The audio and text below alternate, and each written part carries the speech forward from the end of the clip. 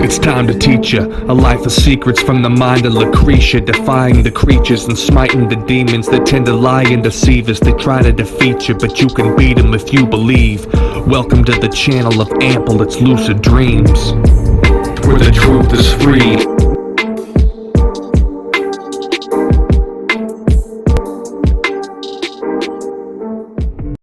I want you guys to realize something, and that is the fact that you'll hear many Christians say, like, when they're coming to do some kind of like cleansing, they'll say spirit of Beelzebub leave, spirit of Lucifer leave, spirit of, or they'll literally say, what's your name? Speaking to not the person but the spirit within. What's your name? And they'll ask the name. You know, these are like for exorcists, you know, priests do this. And this is why. Because the spirit is an energy that gets in people. And how it gets into people are through the emotion centers and the false perceptions. These ideas of the world that's an illusion. Because anger, lust, greed, all of the 7 deadly sins, they are not sins of heaven. They do not exist. So again, you know, emotions are very, very important to control, and they need to be stripped, because you can't carry this emotion to heaven, because it will totally disrupt the harmony and peace of heaven. The emotions you carry in you represent the spirits that are within you.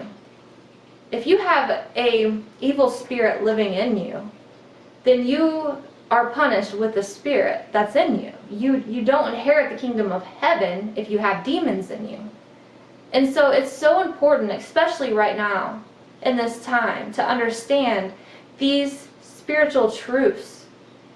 Because honestly, if you can control your emotions, trust in God, you understand that fear is the opposite of faith. You can't have both at the same time.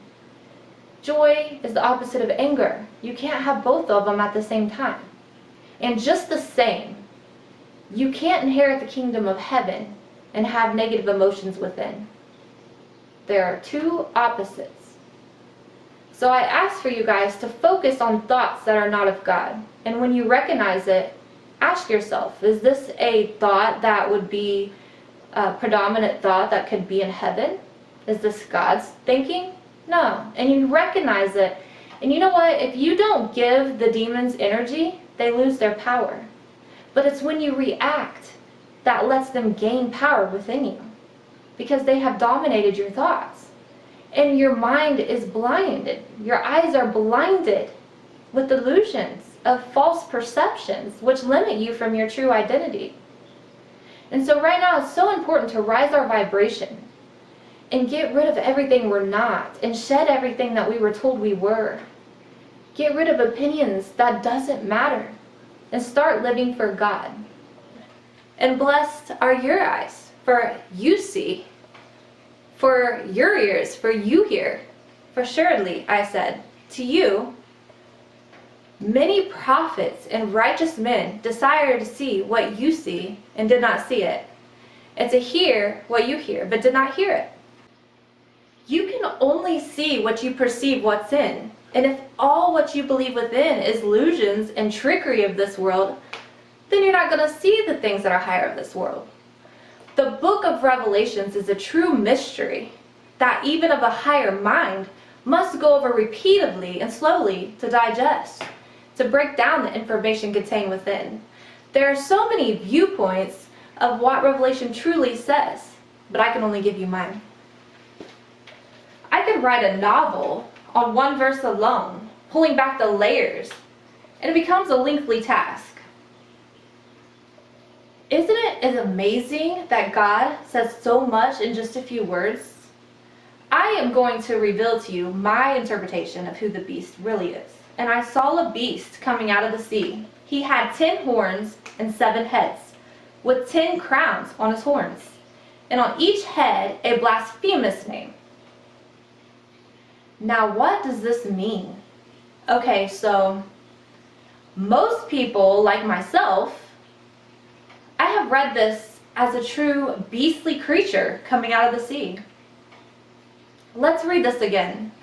And I saw a beast coming out of the sea. He had 10 horns and 7 heads, with 10 crowns on his horns, and on each head a blasphemous name. In a 3D mind perspective of this, you would literally see a beast come out of the ocean, a beast that has 7 heads, 10 horns, and crowns. This thing sounds scary, right? And that's just how we perceive things from a worldly view. But when you go into deeper knowledge and you go and start rising your conscious and vibration, you start to see things outside of the world. And you understand that this is a parable, a representation of man. And so I'm going to get onto that. So to dissect this, we have to look at the key words. See. What is the Bible referring to when it's speaking of sea? And I saw a beast come out of the sea. Well, sea is life's energy. Moses parted the sea to pave the way. The Bible shows us in many ways how the sea and rivers represent actions in the body on both a macro and micro level. The seas and rivers represent our vital life energy on every level, including our cerebral spinal fluid of our body, our nerve fluid, and our blood. Life literally cannot occur without our bodily fluids, which is the life force of our existence. He had 10 horns. These 10 horns represent his powerful and 10 stubborn horde nature. He had 7 heads. The 7 heads represent worldly power and domination. This can be found when studying the kings of the Bible. These 7 heads represent the 7 faucets of evil. The 7 faucets of evil are lust, greed, sloth, which is laziness, envy, anger or wrath, gluttony, and pride.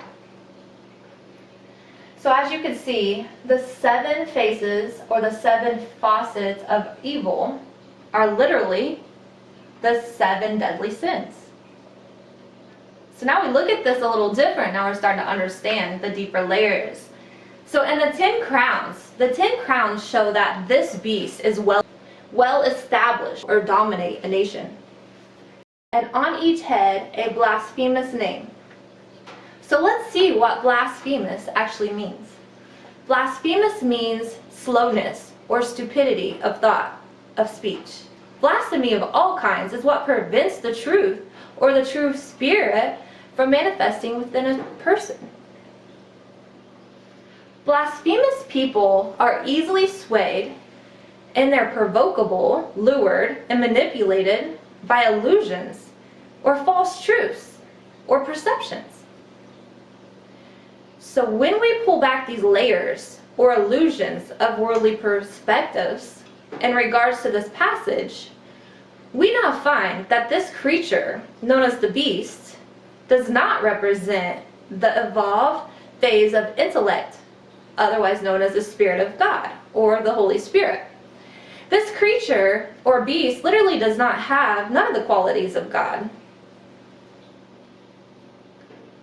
Diving deeper into the mystery, I then realized that the 7 heads of this beast that represent the 7 deadly sins or the 7 facets of evil are literally representing the beast of ancient Greek gods. So peeling back more layers, let's take a look at what this means. The first head of the beast represents Asmodius. This is a Greek god or the demon of lust. Asmodius represents lust. He is the most powerful of all the 9 archangels that inhabit hell. He's known as the king of hell. He's known as the master of wishes. His domains are evil, fire, sorcery, trickery. His favorite weapon is mace, this is referring to as his innate ability to blind the eyes of the believers. The second head of this beast is known as Mammon. Mammon represents greed. Mammon in Hebrew means money.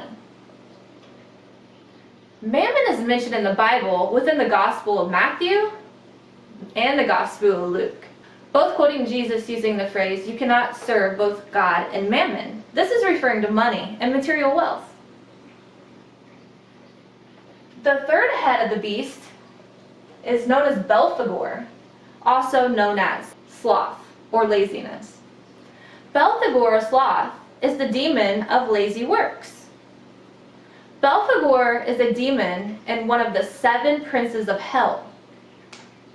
It's later noted in the Kabbalah that Belphegor is a demon who helps people make discoveries. He seduces people by suggesting to them of these ingenious inventions that will make them rich. He tempts by means of laziness, and according to Peter Bensfield, classifications of demons, Belphegor is the chief demon of the deadly sin known as sloth in the Christian tradition. The fourth head of the beast is known as Levithian. Levithian, or envy, is the false god of jealousy and envy. Levithian is a sea serpent. He is referenced several times in the Hebrew Bible, in Psalms, the book of Job, the book of Isaiah, the book of Jonah, and even in the book of Enoch.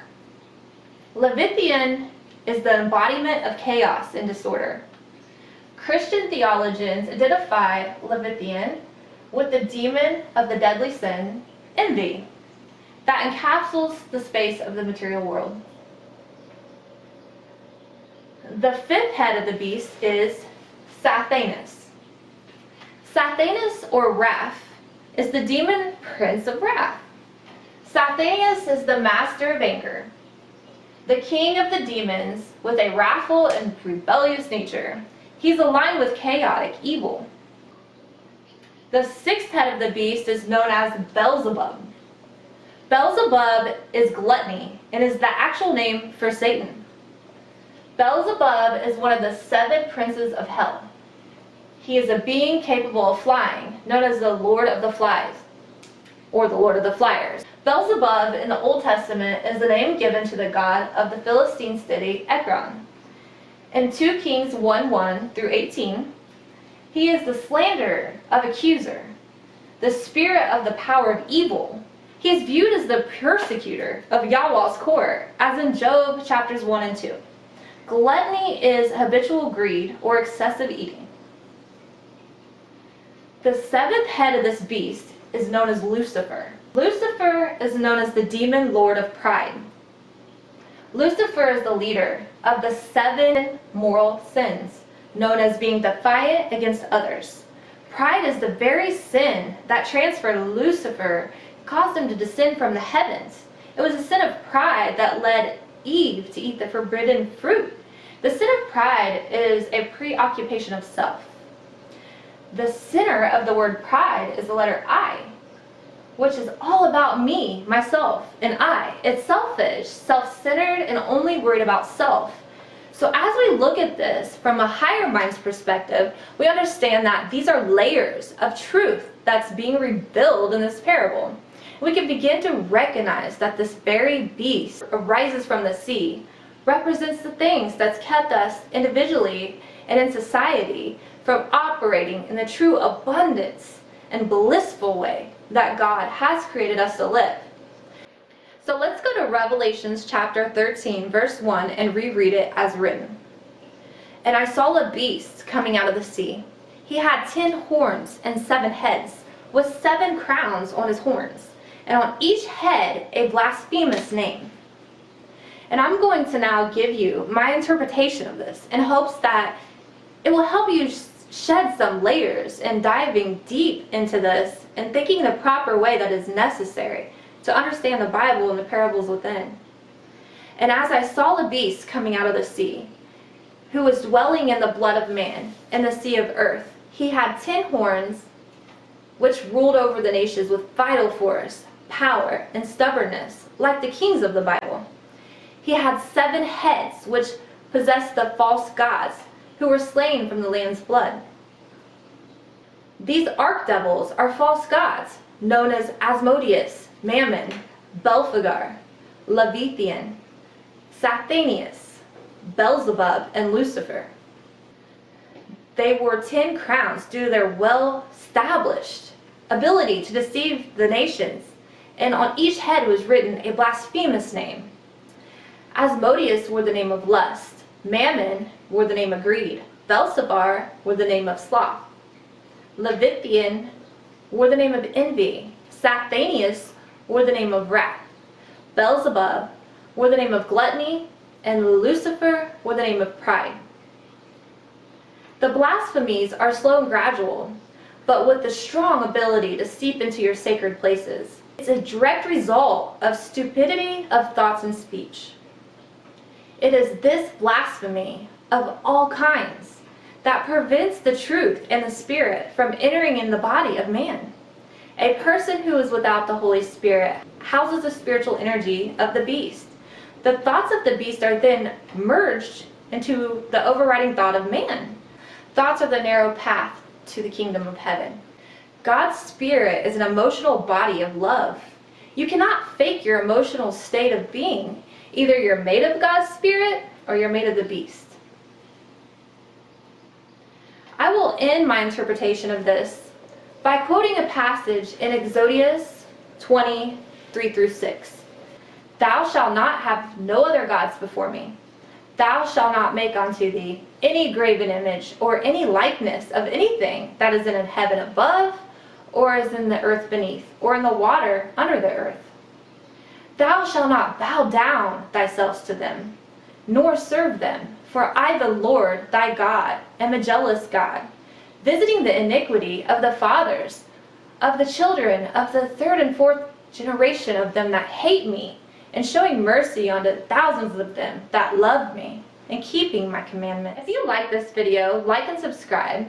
I'll be breaking down the rest of chapter 13 in Revelations, because this speaks in depth about the mark of the beast, the taking the number of his name, and I feel like it goes good with what's going on now in this world. So if you like my interpretation of this, come back for more, hit the bell for notifications. We'll go over this complete chapter in Revelations 13 very soon, because this is so deep. This one verse went this in depth, and I think it is appropriate for the times that we're currently in. And I love growing together with you guys, service in the higher minds, and peace.